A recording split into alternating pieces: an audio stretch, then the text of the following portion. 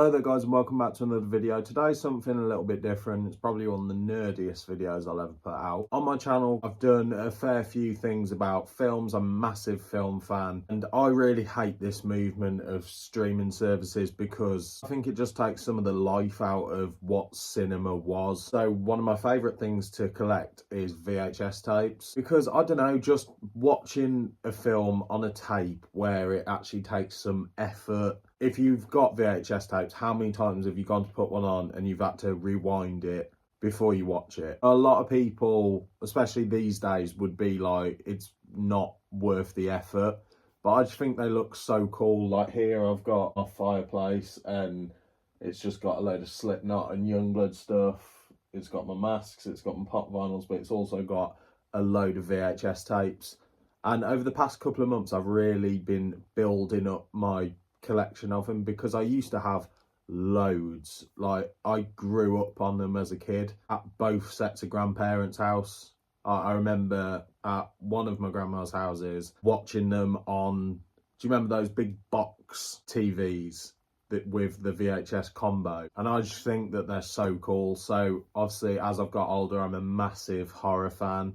So I've been building up a pretty decent horror collection. Let's take you through what I've got. Okay, so first off, I've got Alfred Hitchcock's Psycho, genuinely one of the greatest films ever made. My girlfriend was really resistant to watch this, but then when she finally did, her jaw was on the floor because she didn't know what was going to happen. Sticking with Alfred Hitchcock, we've got The Birds, another great film. He definitely didn't treat Tippi Hedren the way that he should have. This was the film that he was known to treat his actors not very well. It's similar with Stanley Kubrick with The Shining with Shelley Duvall. It kind of adds something to the film.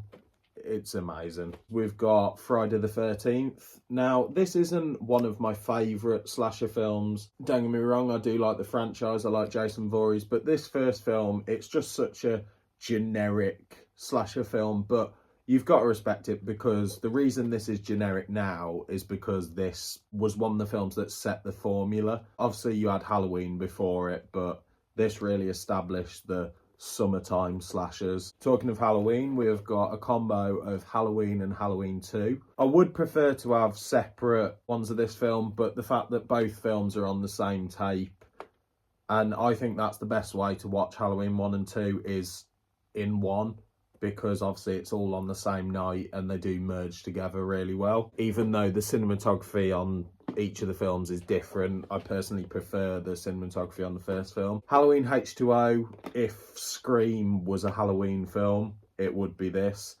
This was 1998 and Scream was 1996. They even had some of the same locations for filming. I think it's the house in the third Scream film is the school in this, and there's some musical similarities and all that sort of stuff, but I think it's underrated, H2O. Okay, there's a great seller on eBay that's making modern horror films on VHS. So I've got Halloween Kills, genuinely one of my favourites in the franchise. Evil Dies Tonight, one of the shittest lines in cinema history. This film for me is just what makes Halloween so great. It's when Michael Myers is on a fucking rampage, and that's what he is in this film. Absolutely love it. Okay, we've got three of these. The original Nightmare on Elm Street, for me, always felt like quite an overrated one. But as I've got older, and we're now in a generation where you look at the It films. Now, I'm a massive It fan, but particularly of the first one. But the reason I give that as an example is because that film completely relies on CGI, whereas this was revolutionary, like practical effects. Obviously there was a lot of digital elements in the later films, but in the first few, practical effects and simple tricks were very heavily utilised. One of my favourites of the franchise, Nightmare on Elm Street 2, Freddy's Revenge. This film, a lot of people, in the same way they do with all sorts like fashion and music and all that sort of thing, people just go, nah, this film's gay. Because Mark Patton, who plays the lead in this, at the time wasn't out as gay, but he had a high-pitched scream, and there's a scene where he's dancing, and obviously the scene where the gym teacher gets whipped on the arse. I don't think in this generation you'd look at this film and just be like, oh, it's just constantly gay. I suppose at the time it would be a bit more shocking, but who really cares now? Okay, Nightmare on Elm Street 3, The Dream Warriors. I really need to rewatch this film because for years I've just never seen the hype. Don't get me wrong, I love the let's get high moment. I've never really seen the hype with this film. I'm going to rewatch it. Probably in my top 5 films of all time.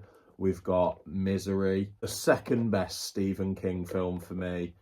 Kathy Bates as Annie Wilkes, she won an Oscar for Best Actress and so well deserved. The location of this just makes the film feel so cozy. Even though you're watching horrific and traumatizing things happen, the location, the snowy setting, the fact that you can, when you watch it, you literally want to get under a blanket because you feel like it's cold. I just love everything about this film. Okay, now we've got Candyman, R.I.P. to Tony Todd, who's just recently died. A very atmospheric film, very creepy, and no wonder he became a legend of the horror genre. The film that definitely gave life to the slasher genre when it was pretty much down and out. Wes Craven's Scream. I love the Scream franchise. I think we are going to get the first film that really misses of the franchise. Don't get me wrong, Scream 5 for me was weak. Scream 6 was very good, but now a lot of the cast have either been sacked or walked away, and they're bringing back just unbelievable characters like Roman Bridger from the third one, who was definitely dead. Stu Marker, who there's no believable way of getting him back, but he's in it. Yeah, but the first Scream is a masterpiece. And we've got Scream 2, which is a little on the boring side at times, but these were the first horror films I ever watched, and for that reason I will always love them. Even Scream 3 I think's got good bits. I think Scream 3 is probably the creepiest out of all the films. And yeah, I've got a blanket on my knees. I'm fucking 22 and I'm already needing a blanket. Okay, a film that was definitely helped by the success of Scream. A very average film in my opinion, not one of my favourites. I Know What You Did Last Summer. It's just now a bit of a cult classic slasher film. But like I say, it just very much copies the formula of Scream. But it's a decent watch if you've never seen it. Okay, genuinely a full-on masterpiece. David Fincher's Seven. I've watched this film countless times. I know it's very unpopular to compliment Kevin Spacey these days, but he is fucking amazing in this film. And these are also from that seller who's doing the modern films on tape. We've got the original Terrifier. Just a fun carnage film, not a great film. Unlike Terrifier 2, don't get me wrong, if you didn't like the first one, you will hate this one. But you just look at these tapes. The artwork on them is so good.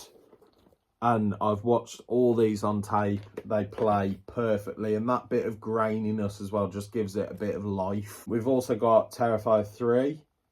This for me is my least favourite of the prints. The back and the front is pretty good, but the side, it just doesn't fit. I'm very happy to have a film that literally came out last year on tape. Oh, I lied. Scream wasn't the first horror film I watched. This next film was The Omen. The Omen is such an atmospheric horror film. It's so subtle. The scariest thing about it sounds bizarre, but is the music. The music just gets stuck in your head. If you're in a dark room for weeks after watching The Omen, you will just hear that choral music playing in your fucking head. Damien, Omen 2.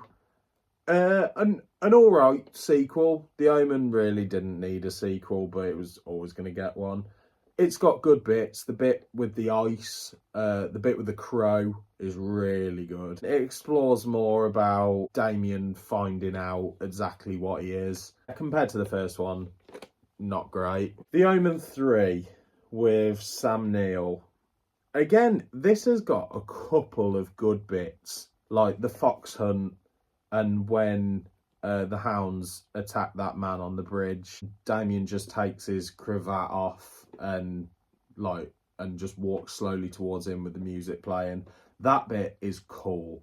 The rest of the film, it's just a little on the boring side. The film that was so controversial at the time but now seems remarkably tame, the Texas Chainsaw Massacre. This, for me, Case, my girlfriend, is a massive horror fan since she's been with me.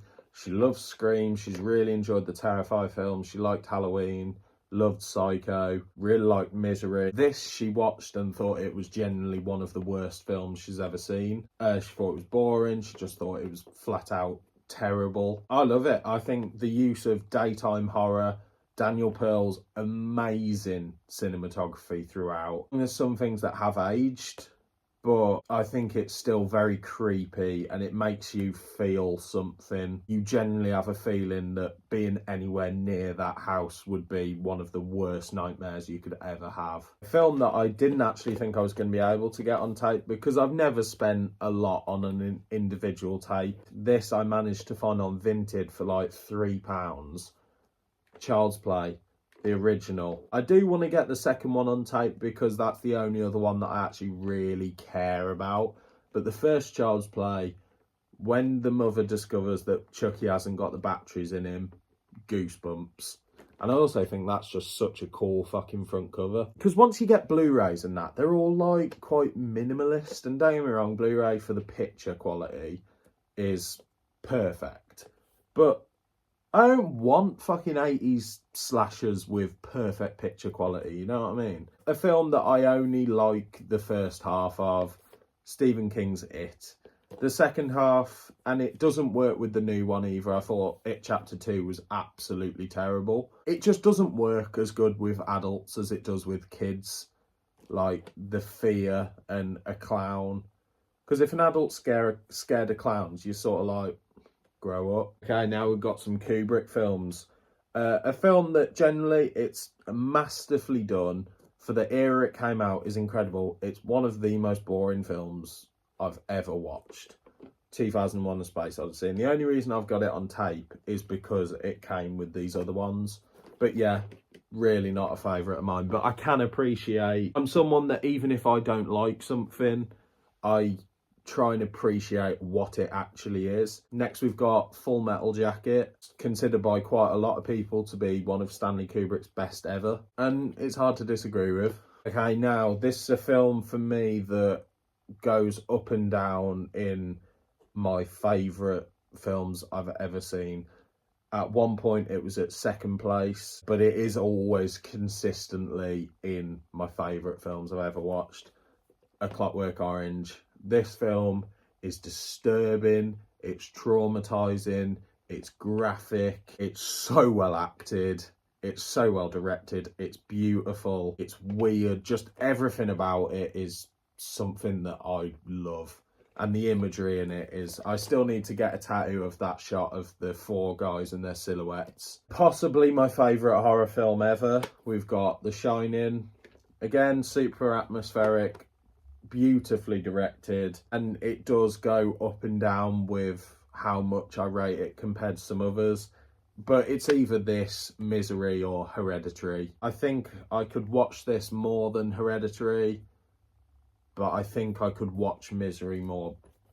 I don't know. Next, we've got Bram Stoker's Count Dracula with Christopher Lee as Dracula. Cult classic Dracula film. Back in the day where they used to use imagery to terrify you and shadows and effective use of horror. Okay, the film that genuinely, still to this day, creeps me out. We've got The Silence of the Lambs. I think Buffalo Bill is the scariest character there has ever been. His voice, the look of him, he is just a creep.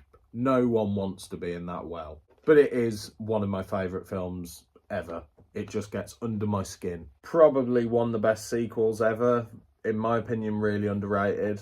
Hannibal. I think Anthony Hopkins in this is as good as in The Silence of the Lambs, if not a bit better, because he's got more to do in this film. Very charismatic, great performance.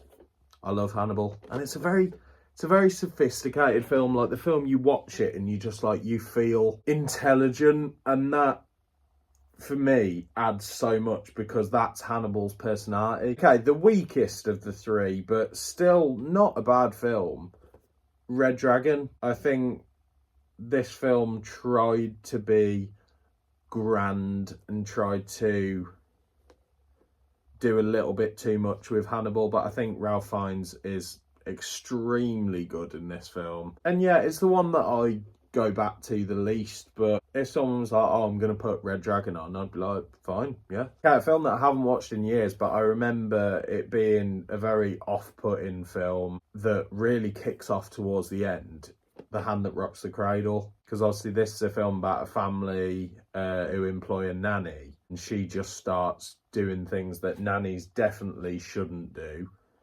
and as she gets found out, she goes insane. And yeah, I really need to rewatch it again. Okay, I think that's it for outright horror. I've got Predator, which I love. Alien, right? I'll show you my new tattoo.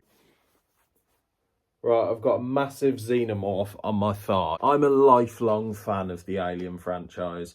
Predator, for me, really doesn't do a lot. I think it's such a stereotypical 80s action film. And I think because I grew up with Alien in a way, I think I was like 9 or 10 when I watched Alien for the first time. Whereas Predator, I watched it a couple of years ago and then about a year ago. And because I was so late to it and I'd heard so much hype, I'm just like, it's all right. Not a favourite, but it's a cool one to have because it's such an iconic film. A film that I actually really enjoyed, considering I'd heard a lot of people slag it off. Predator 2. This just was fun, but didn't take itself too seriously. Because compared to Alien, I think Alien is a genuine masterpiece of cinema, and it's a very suspenseful film. Predator is suspenseful, but it's quite tongue-in-cheek. So when it's being all serious, I don't get behind it as much as I do with the Alien films. But yeah, Predator 2, solid. Okay, 3 of these. Jurassic Park, masterpiece, one of the greatest films ever made. Jurassic Park: The Lost World. And considering I got raised on these films, I hated this as a kid. But as I got older, I don't know which I prefer, the original or the second one. Probably the original, just by a smidge, but I think the reason that I struggle with it is because I loved the first one so much growing up as a kid. Watched it to death, and now I'm appreciating The Lost World, and I didn't watch it all the time as a kid.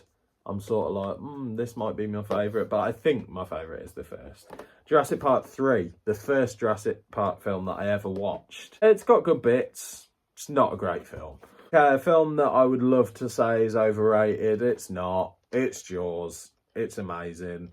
Yes, the shark at times looks shit. That scene where the shark knocks the little rowing boat going into the lake, checking on Mike and that, and you see the shot of the shark underwater going to snatch him. Scary as fuck. And I grew up going in the sea quite a lot, and every single time, because my grandparents lived in Lincolnshire and there was a beach there that we used to go to. My mum's watching this, Huttoft. It looks so much like the beach in Jaws. It's quite steep sand. The water goes deep quite quickly. And I don't know, it always gave me a Jaws vibe. Okay, we've got the first 3 Harry Potter films. We've got Philosopher's Stone, Chamber of Secrets, horrible spider scene. I hate spiders. Prisoner of Azkaban, which is one of the best Harry Potter films there is. I've never actually watched this on tape yet, so I might give that a go because this film is beautiful. It's quite a gothic Harry Potter film, so I think the graininess will add something to that. Point Break, with Keanu Reeves. Point Break's just fun, isn't it? Like, that's one of those films that you could just be like, you could get in, be like, oh, I just need something to cheer me up. Point Break, it's so cheesy at times, but it's a banging film. And we've got a combo of Terminator and Terminator 2. A lot of people say it's night and day between the two of them. Because I watched these again quite late in life. I'm just like, they're both good. I haven't got really a preference. I think the second one's more competent and like more visually amazing, but the first one's a great film. We've got a film that I grew up worshipping, the original Spider-Man. Still love this film. Green Goblin is the best Spider-Man villain, and it's played by one of the best actors ever, Willem Dafoe. Yeah, original Spider-Man's a banging film. Okay, this, I've got a ex-rental copy, so the tape case is huge. I've got Spider-Man 2, which in my opinion is even better than the first. Just visually it looks so much better, and there's so much more depth given to Peter in that film. One of these I think is a genuinely great film. The other one's got good bits and is a good film, but every time I've watched it, it just drags. We've got Batman with Jack Nicholson as the Joker and Michael Keaton.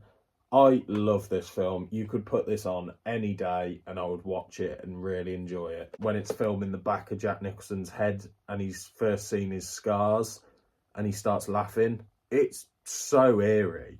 Yeah, Batman Returns. I don't know what it is. I love Michelle Pfeiffer as Catwoman. Michael Keaton's great as Batman. Danny DeVito is perfect as the Penguin. I don't know what it is. It just drags. Okay, films that I, again, grew up with. The original Home Alone. This is the tape from my childhood. That's what it looks like. It's seen better days. I've had this tape for probably about 15 years. And yeah, I loved that film growing up. I remember watching this on TV at my grandparents' house, crying with laughter because of when Marv's having the bricks thrown at him. Like, crying with laughter. Okay, a film that I really don't care about, but again, this is a tape that, to be honest, I think my grandparents had since before I was born. But E.T. Really don't care for this film particularly. It's never one that I got behind. I should probably rewatch it back because I haven't tried to watch it since I was a kid. It's one of those iconic films, and obviously, you know, when I have kids one day, I want them to grow up with tapes. I don't want the kids being like, what's the Netflix password? No, fuck off, put tape on. Yeah, a film that, like, don't get me wrong, it's cheesy, it's ridiculous in terms of its ideas, but the shots underwater of the sharks are terrifying. Deep Blue Sea. Again, because I grew up going in the sea, anything with sharks, I was just like, what the fuck? A film that I generally don't care what people's opinions of me are for loving this film. Titanic, yeah, is a masterpiece. You might think it's a boring love story. If you just watch the second half of this film of the actual disaster, oh my God. And the story arc as well just leads up perfectly. Like when Jack and Rose are talking at the start about what they plan to do and going to the beach. He sings Josephine the Flying Machine, and then there's a picture of Rose at the end getting into a plane. Like, that's so subtle, but there's everything in this film just works perfectly, and to this day it's one of the most visually beautiful films ever. And what I find cool is I've got this like limited edition VHS thing, and it's got a bit of like film in it, and the scene that it is Jack and Rose at the front of the boat, which I think is pretty cool. Titanic, masterpiece. Okay, we've got Sleepers, which is a film that I've only seen once, and to be honest, I can't remember that much about it, but the cast is amazing. You got Kevin Bacon, Robert De Niro, Dustin Hoffman, and Brad Pitt. Like, that is a great cast. Pulp Fiction. I personally think this is the most beautiful tape ever. The front cover is literally made to be a weathered tape, which makes sense for Quentin Tarantino because obviously his beginning was in a video store. I really need to rewatch this film because I watched it once and I remember enjoying it, but I remember it was one of those where I was like, straight away, I need to watch that again because I haven't taken it all in. There's so much going on in this film. Casino, a great film. It genuinely is. I don't know if I've got it in me to rewatch it. It's so long. It's like The Irishman. I was waiting for The Irishman to drop for months. Watched it the week it came out. Ever since, I've just been like, yeah, it's a great film. I'm never going to watch it again because it's so long. It does drag. But if you just wanted a great film to watch once that is brutal at times but sophisticated and you get to know the characters, you'll enjoy this. Sharon Stone goes completely off the rails in this film, and Joe Pesci and Robert De Niro are obviously amazing. Okay, a film that I rewatched recently with my girlfriend and she absolutely hated, inspired my favourite film of all time, which, trigger warning for a lot of people, is 2019's Joker. I just think it's phenomenally well done. I've literally got a tattoo for it. This film for me still holds up purely because we're in an era where the Joker, which is nowhere near as like graphic as this in terms of what it's talking about. Joker probably has the more graphic violence when he stabs the guy in the eye with the scissors and slams his head against the wall. There's nothing in this film that really is that graphic. There's racist language in this. There's a 12-year-old prostitute. There's things in this film that make you feel so uncomfortable. And films like Taxi Driver at the time just didn't get made. And now, imagine now if Taxi Driver got released. The fact that Joker was controversial, Taxi Driver, I genuinely think it would be banned. Probably my favourite Martin Scorsese film there is, Raging Bull. Robert De Niro, I think this is his best performance. He is a phenomenal actor. And it's kind of sad to see these last few years, because Robert De Niro used to be quite a likeable, humble guy. But I think now he's just sort of accepted his legendary status. Because like that young lad who's just been in that adolescent show that I really need to watch, when he was being asked for advice to give him, he just gave him the most like, well, you're already on to good things, so just keep going. And it was just, he just really looked like he didn't give a shit. And it's sad to see, because a guy that knows this much about acting, surely he'd have more to say than that. But yeah, Raging Bull, if you've never watched it, it's a fucking classic. The film that I think is one of the most off-the-rails films of all time, it's up there with The Wolf of Wall Street. It's one of my personal favourites, Scarface. And I've only watched this twice. It's great. It's so not what I expected. I expected it to just be machine guns and loud noises. It's not.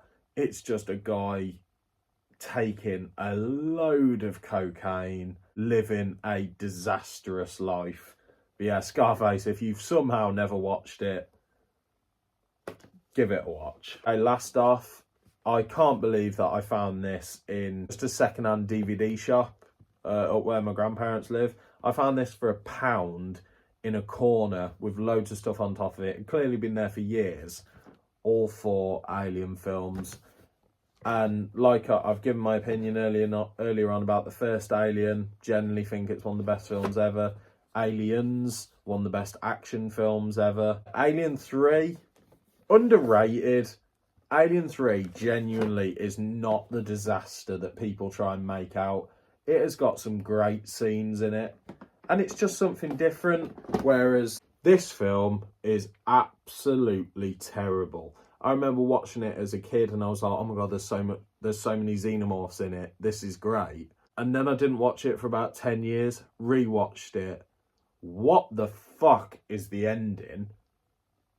With the newborn and everything, oh, it's just absolutely terrible. I haven't watched Alien Romulus yet. I will get round to it, but so far, these are my films I've got on VHS. I have got like the Austin Powers films and Shirley Valentine and a load of comedy VHS over there. But obviously, this is just about my main film collection on VHS. Hope you enjoyed this video, guys. Hopefully, it was just a chilled one and just one to nerd out on. I really enjoyed filming it. I'm a nerd that really likes to talk about films. And also, talking of VHS, something that I've recently got for the cellar that with my incredible girlfriend got, is this VHS rug with a load of classics on it. Obviously we've got Halloween, The Exorcist, Nightmare on Elm Street, Child's Play, Texas Chainsaw Massacre, Carrie, Scream, and Friday the 13th Part 6. Yeah, generally one of the coolest things I own. My favourite on this, I think, has probably got to be the Texas Chainsaw Massacre one. Yeah, go and get a VHS player. I've got a Samsung one. Get a reputable brand, because this is technology that's now up to about 40 years old. So you want to go for as reliable as possible. I've had a few players that have just completely died out because they're brands that you've never heard of. So try and go for something that looks well made and will last you. Because obviously in 10 years' time, it's going to be a lot harder to get a functioning VHS player than it is now. And it's quite difficult now. But I do really want to get one of those box TVs. Yeah, that's something for another day. Thank you for watching this video, guys. Don't forget to like, subscribe, comment down below what you thought of the video. And we'll see you very soon in a bit.